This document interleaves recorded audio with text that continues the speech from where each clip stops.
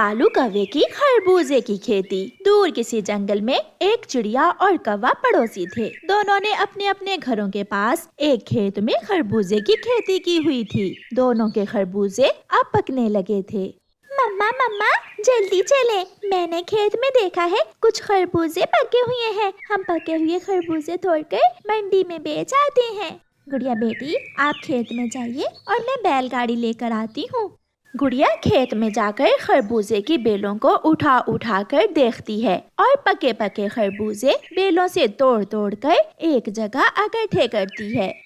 मम्मा चिड़िया भी अपनी बैलगाड़ी लेकर खेत में पहुंच जाती है।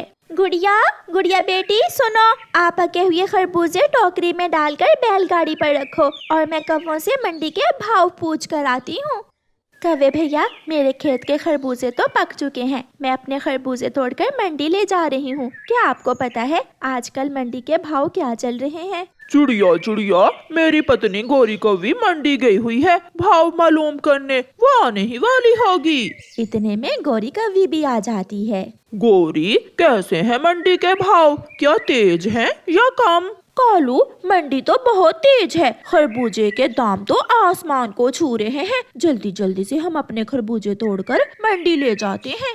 फिर तो मैं भी अपने खेत से सारे ही पके हुए खरबूजे तोड़ लेती हूँ। चिड़िया जाती है और गोरी कौवी हंसने लग जाती है। कालू कालू, मंडी तो बिल्कुल बैठी हुई है। बहुत कम दाम है खरबूजों के। चिड़िया के खरबूजे बहुत सस्ते दामों बिकेंगे। तो फिर तुमने चिड़िया के सामने झूठ क्यों बोला था? इसलिए कि चिड़िया बेचेगी सस्ते दामों अपने खरबूजे और हम बेचेंगे महंगे दामों। कैसा? इसलिए मैंने चिड़िया के सामने झूठ बोला था। गुड़िया बेटी, अच्छा ही हुआ जो हमने खरबूजे तोड़ लिए। मंडी भी तेज है, अच्छा मुनाफा होगा हमें। फिर गुड़िया और उसकी मम्मा अपने खरबूजे बैलगाड़ी पर लादकर मंडी ले जाती हैं। इन दिनों मंडी में खरबूजे की मांग बहुत कम है, इसलिए चिड़िया, मैं ये खरबूजे 500 से ज्यादा मैं नहीं खरीद सकता। कबूतर भैया, मांग कम है खरबूजों की, फिर उन दुष्ट कौवों ने मुझसे झूठ क्यों बोला? चिड़िया कबूतर की दुकान से आगे जाती है। ना चिड़िया, मैं ये खरबूजे नहीं खरीद सकता। मंडी में खरबूजे का कोई खरीदार नहीं है। चिड़िया निराश होकर और आगे जाती है। वहाँ एक चील बैठी हुई थी। चिड़िया, मैं अपने खरबूजे दूसरी मंडी जाकर बेचती हूँ, इसलिए मैं तुम्हें 100 रुपए ज्यादा दे सकती हूँ। 600 रुपए से ज्यादा नहीं दूंगी। मम्मा, अगर हमने अपने खरबूजे ना बेचे तो सारे खरबूजे खेत में ही गल सड़ जाएंगे। ज्यादा ना सही, थोड़ा ही सही, मुनाफा तो मिल रहा है। हाँ बेटी, ऐसा ही है। फिर गुड़िया और उसकी मम्मा अपने खरबूजे चील व्यापारी को बेचकर पैसे लेती हैं और घर जाती हैं। दूसरे दिन कौवा और कौवी खेत में बैठे हुए थे। चिड़िया उनके पास जाती है। गोरी, तुमने तो कहा था कि मंडी बहुत तेज है। मैंने तुमसे मजाक किया था ताकि तुम्हारे खरबूजे कम दामों में बिके। गोरी, तुम जो भी कर लो, मुझे मेरे भाग्य का मिल ही जाएगा। भूखी बुलबुल कौवों के पास आती है। कौवे कौवे, मैं भूखी हूँ, मुझे एक खरबूजा दे दो। ना, चल चल भाग यहाँ से, ये कोई मुफ्त का माल नहीं है। तेरे खरबूजे खेत में ही सड़ेंगे। बुलबुल चिड़िया के पास जाती है। चिड़िया, मुझे एक खरबूजा दे दो, मैं बहुत भूखी हूँ। बुलबुल बहन, एक क्या, तुम 2 ले जाओ। वैसे भी मंडी में खरबूजों के भाव बहुत कम हैं। बुलबुल चिड़िया से 2 खरबूजे लेकर खुशी खुशी चली जाती है। उस दिन चिड़िया अपने खेत से सारे खरबूजे तोड़ लेती है, मगर गोरी और कालू कौवा तो अभी तक खरबूजे महंगे होने का इंतजार कर रहे थे। कालू जी, हमारे खेत के खरबूजे पककर तैयार हैं, मगर हम अपने खरबूजे अभी नहीं मंडी लेकर जाएंगे। जब भाव ऊपर जाएंगे फिर ही हम मंडी जाएंगे। हाँ, हम चिड़िया की तरह सस्ते खरबूजे नहीं बेचेंगे। रात हो जाती है। सब सोए हुए थे। जब रात को बादल की जोर की गरज के साथ सबकी आंख खुल जाती है। गुड़िया बेटी, बहुत जोरों की बारिश है। अच्छा ही हुआ जो हमने सस्ते खरबूजे मंडी में बेच दिए, वरना सब तबाह हो जाता। गोरी, बारिश बहुत तेज है और हमारे खरबूजे भी पक कर तैयार हैं। ऐसा ना हो कि खरबूजे गल सड़ ही जाएं। कालू, कुछ नहीं होगा, मुझे सोने दो, सुबह जाकर देखेंगे।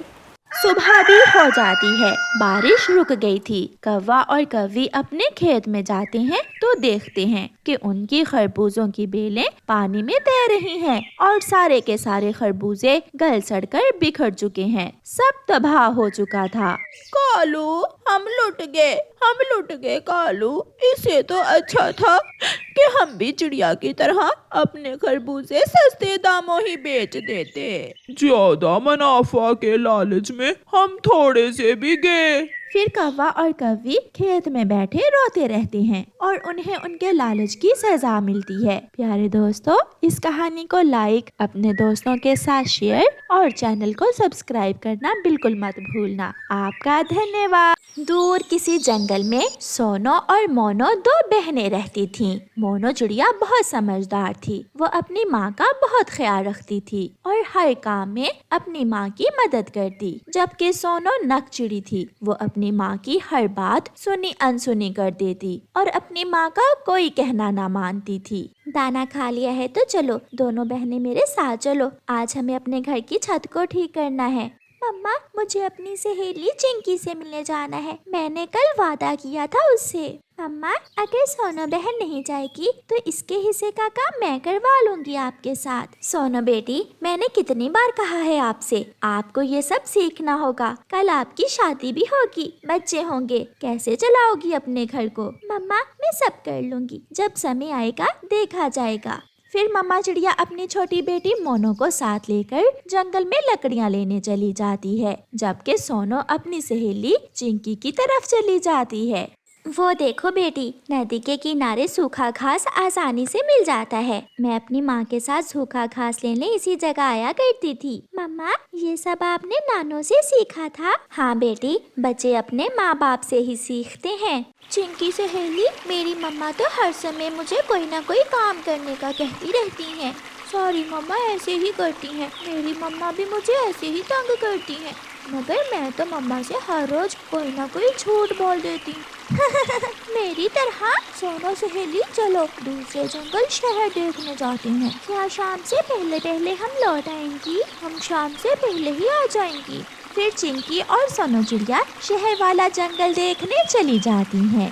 दोस्त बूरे, देखो तो कैसा माल जा रहा है। ये दोनों चिड़िया किसी दूसरे जंगल से आई हैं। चलो तो पीछा करते हैं इनका।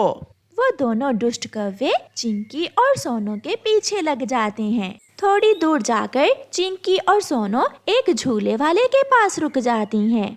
चिंकी, मुझे डर लग रहा है, अगर माँ को पता चल गया तो बहुत बुरा होगा, माँ बहुत डांटेंगी। कुछ नहीं होगा, क्या तुम्हारे पास पैसे हैं? मेरा झूले में बैठने को बहुत दिल कर रहा है। पीछे से कालू कौवा बोलता है, मुझसे ले लो पैसे, मैं देता हूँ। लो झूला ले लो। नहीं, हमें जरूरत नहीं है आपके पैसों की। शहर के बाहर वीरान सड़क पर एक चूड़ियों की दुकान है, वहाँ से जाकर चूड़ियाँ ले लो। वहाँ एक पक्षी फ्री में चूड़ियाँ दे रहा है। ये सुनकर चिंकी और सोनो बहुत खुश होती हैं। चिंकी, चलो हम चूड़ियाँ लेने जाती हैं। दोनों सहेलियाँ कौवों के लालच में आकर चूड़ियाँ लेने चली जाती हैं। बुरे यार, ऐसे ही इन चिड़ियाओं को अपने जाल में फंसाकर वीरान हवेली में ले जाते हैं। हाँ, जल्दी इनके पीछे उड़ो। कालू कौवा और भूरा कौवा उनके पीछे उड़ते हैं। मम्मा चिड़िया भी सूखा घास लेकर आ जाती है। मोनो बेटी, वो सोनो की बच्ची अभी तक नहीं आई, मुझे उसकी चिंता हो रही है, मैं उसे देखकर आती हूँ। मम्मा चिड़िया अपनी बेटी सोनो चिड़िया को देखने जंगल जाती है। सोनो झरने पर नहीं थी और ना ही फूलों के पास। फिर वहाँ बैठा हुआ एक तोता चिड़िया से कहता है, रानो चिड़िया, क्या तुम अपनी बेटी सोनो को ढूंढ रही हो? हाँ तोते मिट्ठू भैया, सोनो सुबह से घर से निकली हुई है। वो अपनी सहेली चिंकी के साथ शहर जा रही थी, मैंने रास्ते में देखा था उन्हें। शहर का सुनकर मम्मा चिड़िया डर जाती है। उस बच्ची ने मुझे बहुत तंग किया हुआ है, एक नहीं सुनती मेरी। फिर मम्मा चिड़िया जल्दी से उड़ती हुई शहर वाले जंगल जाती है। यहाँ तो कोई भी चूड़ियों की दुकान नहीं है। फिर उन कौवों ने झूठ क्यों बोला हमसे? दोनों बुरे कौवे वहाँ भी पहुँच जाते हैं। सॉरी सॉरी, वो चूड़ियाँ बेचने वाला पक्षी घर चला गया है। चलो मैं और बुरा तुम्हें वहाँ ले जाते हैं। चिंकी सहेली, नहीं, हमें वापस जाना चाहिए। मगर मुझे चूड़ियाँ लेनी है। चिंकी, पागल ना बनो। नहीं कौवा, हम वापस जा रही हैं, हमें नहीं लेनी चूड़ियाँ। वापिस वापिस कैसे जाओगी? अब तो तुम्हें हमारे साथ ही जाना होगा। अब यहाँ तुम्हें बचाने वाला कोई नहीं है। ऐसा कहते हुए बुरा कौवा और कालू कौवा अपने पंख फैलाकर सोनो और चिंकी का रास्ता रोक लेते हैं। बचाओ बचाओ, कोई हमें इन दुष्ट कौवों से बचाओ। पीछे से सोनू की मम्मा भी वहाँ पहुँच जाती है। दुष्ट कौवो, भाग जाओ यहाँ से, शर्म करो, भागो, वरना मैं अभी के अभी पुलिस को बुलाती हूँ। बड़ी चिड़िया माँ को देखकर कालू और बुरा भाग जाते हैं। सोनो और चिंकी, आपने देख लिया मम्मा पापा को बताए बिना घर से दूर आने का अंजाम। अगर मैं थोड़ी देर ना आती तो ना जाने क्या हो जाता। आंटी सॉरी मम्मा, आज हमने बहुत कुछ सीखा है, हम आइंदा ऐसा कुछ नहीं करेंगी। फिर मम्मा चिड़िया सोनो और उसकी सहेली चिंकी को सुरक्षित लेकर घर चली जाती है। प्यारे दोस्तों, इस कहानी को लाइक, अपने दोस्तों के साथ शेयर और चैनल को सब्सक्राइब करना बिल्कुल मत भूलना। आपका धन्यवाद।